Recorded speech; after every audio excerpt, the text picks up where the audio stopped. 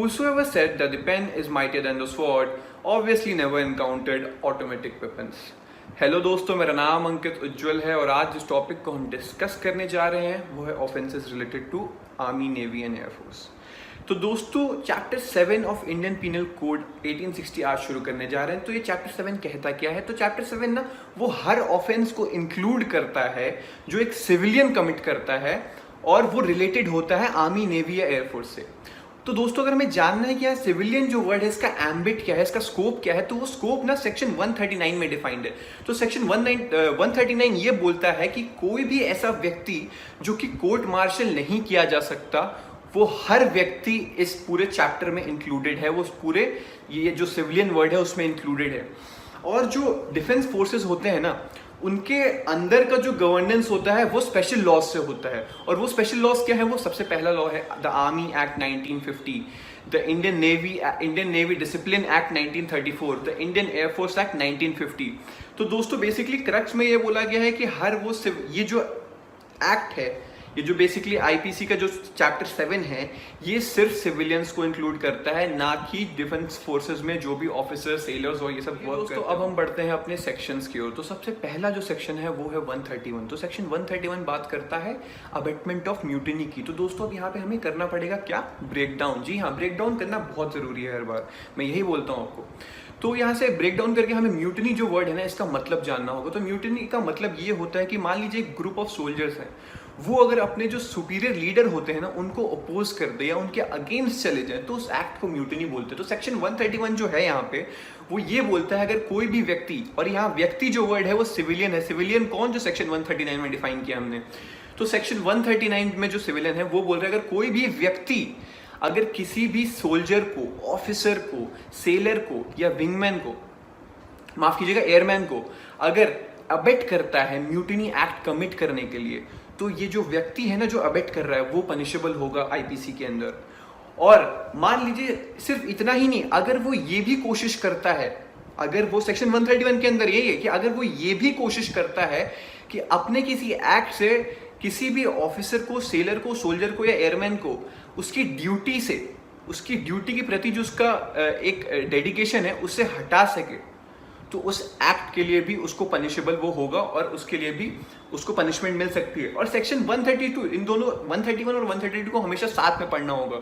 तो सेक्शन 132 ये बोलता है कि अगर उस अबेटमेंट से, जो उसने अबेट किया किसी भी ऑफिसर को, सोल्जर को या किसी भी व्यक्ति को जो कि डिफेंस फोर्स में है, किया और उसने उसके अबेटमेंट से वो एक्ट कमिट कर दिया, वो म्यूटिनी का एक्ट कमिट कर दिया, तो उसको पनिशमेंट मिलेगी। और बट डिफरेंस क्या होगा इन दोनों में? सेक्शन 131 और 132 में डिफरेंस क्या है पनिशमेंट का? जो सेक्शन 131 है हमारा, जो सेक्शन 131 में उसमें बोला जा रहा है कि सिर्फ लाइफ, या तो लाइफ इंप्रिजनमेंट हो सकती है या तो 10 साल तक की इंप्रिजनमेंट हो सकती है। और 132 में क्या बोलता है कि या तो डेथ पेनल्टी भी मिल सकती है, इसमें लाइफ इंप्रिजनमेंट भी मिल सकता है और 10 साल तक की सजा भी मिल सकती है। एज इन लाइफ इंप्रिजनमेंट की जो बात कर रहा हूं मैं, इंप्रिजनमेंट की।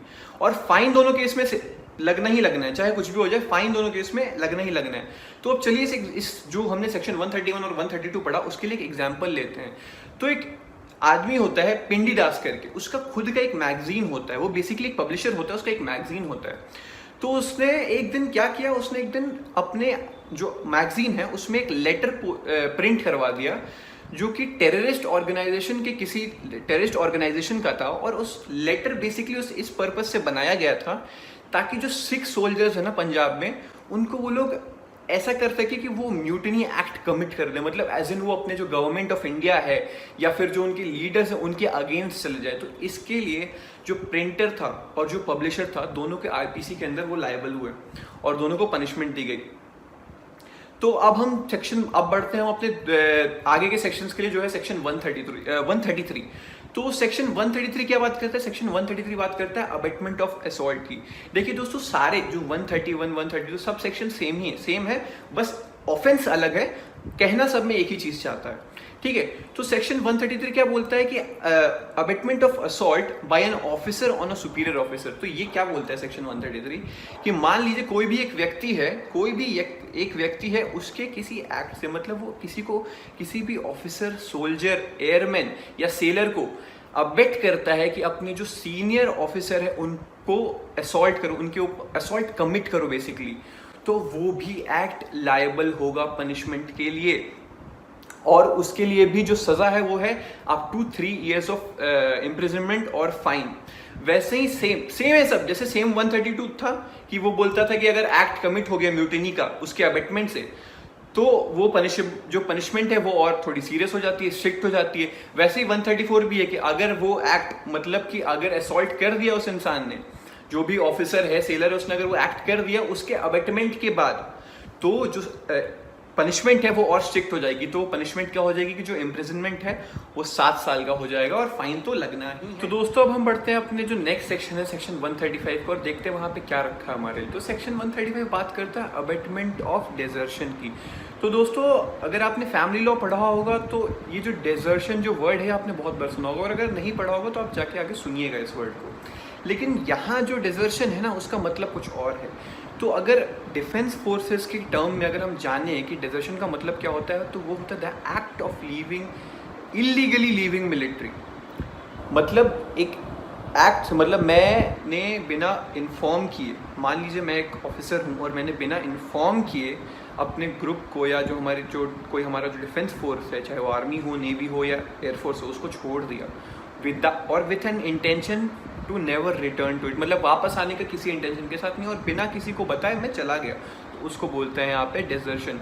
तो दोस्तों सेक्शन 135 यही बात करता है कि अगर कोई भी व्यक्ति किसी भी ऑफिसर, सेलर, एयरमैन और सोल्जर को अबेट करता है ताकि वो डेजर्शन का जो एक्ट है वो कमिट कर सके, तो वो इंसान पनिशेबल होगा। और उसकी पनिशमेंट क्या होगी यहाँ पे? उसकी पनिशमेंट होगी up to 2 years of imprisonment या फिर फाइन, या तो फिर दोनों। तो अब आप सोच रहे होंगे कि जैसे ऊपर म्यूटिनी के केस में या असॉल्ट के केस में जब तक वो अगर वो एक्ट कमिट हो जाता था तो हम ज़्यादा पनिशमेंट आईपीसी में ऐसा डिसाइड किया हुआ था, तो इसमें भी होगा ज़रूर। लेकिन नहीं दोस्तों, इसमें सिर्फ मेयर एक अबेटमेंट ही पनिशेबल दिया गया है। तो अब हम बढ़ते हैं सेक्शन 136 की तरफ। तो सेक्शन 136 क्या बात करता है? सेक्शन 136 बात करता है हार्बरिंग डेजर्टर। मतलब क्या होता है इस वर्ड हार्बर का? हार्बर का मतलब होता है किसी को शेल्टर देना। तो अब ये जो वर्ड है हार्बर, इसका मतलब वो शेल्टर देना। अब ये जो है हार्बरिंग डेजर्टर, तो सेक्शन 136 बात क्या करता है? तो सेक्शन 136 बात करता है कि अगर किसी व्यक्ति को ये नॉलेज है या उसके पास एक रीज़न टू बिलीव है कि ये जो एक व्यक्ति है जिसको वो अपने घर में या कहीं पे भी शेल्टर दे रहा है वो एक डेजर्टर है। डेजर्टर मतलब नॉर्मल डेजर्टर नहीं, ये जो मिलिट्री वाला डेजर्टर है वो डेजर्टर है। तो वो व्यक्ति को भी वो लायबल होगा पनिशमेंट के लिए, और उसको पनिशमेंट क्या मिल सकती है कि up to 2 years of imprisonment और फाइन और बोथ।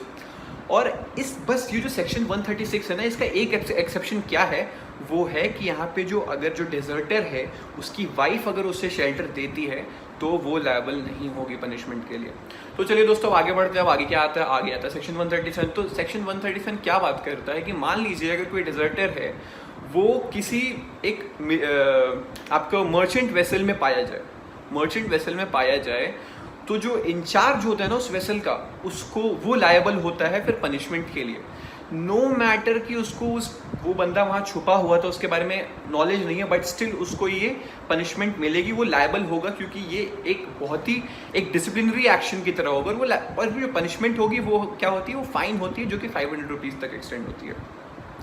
अब नेक्स्ट बढ़ते हैं सेक्शन 138 की तरफ, जो कि बात करता है abetment of an act of insubordination. मतलब कहता है सेम चीज़ वही है कि अगर सोचिए कोई व्यक्ति है, इनसबऑर्डिनेशन का नहीं, सबसे पहले हम जानते हैं इनसबऑर्डिनेशन का मतलब क्या होता है। इनसबऑर्डिनेशन का मतलब होता है कि जो मेरे सुपीरियर लीडर्स हैं उनकी किसी ऑर्डर को रिफ्यूज़ कर देना, मतलब जो कोऑर्डिनेशन है उसको ब्रेक कर देना जानबूझ के।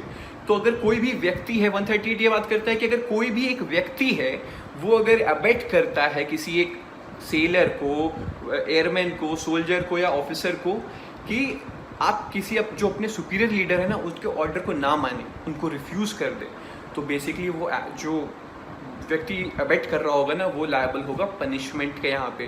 तो उसकी पनिशमेंट क्या होगी कि भाई या तो 6 महीने तक का आपको इम्प्रिजनमेंट होगा, या तो फाइन होगा, या तो दोनों होगा।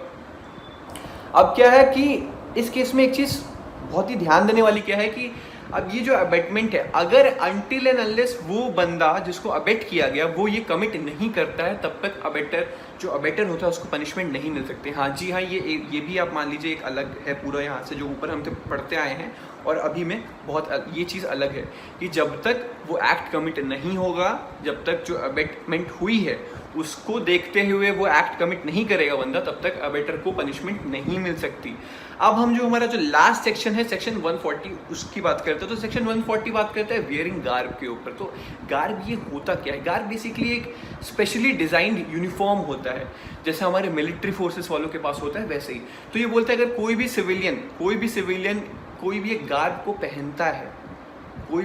पहनता है या फिर किसी एक सोल्जर या ऑफिसर या एयरमैन या किसी भी एक डिफेंस फोर्स के किसी भी एक पर्सन की ड्रेस को पहनता है विथ एन इंटेंशन, ताकि लगे कि वही ऑफिसर है, तो वो एक्ट भी पनिशेबल होता है और वो इंसान भी लायबल होता है पनिशमेंट के। तो इसकी पनिशमेंट क्या होती है? इसकी पनिशमेंट होती है 3 months of imprisonment, up to 3 months of imprisonment और फाइन। ठीक है दोस्तों, तो आज का सेशन हमारा यहीं तक था। तो थैंक यू सो मच।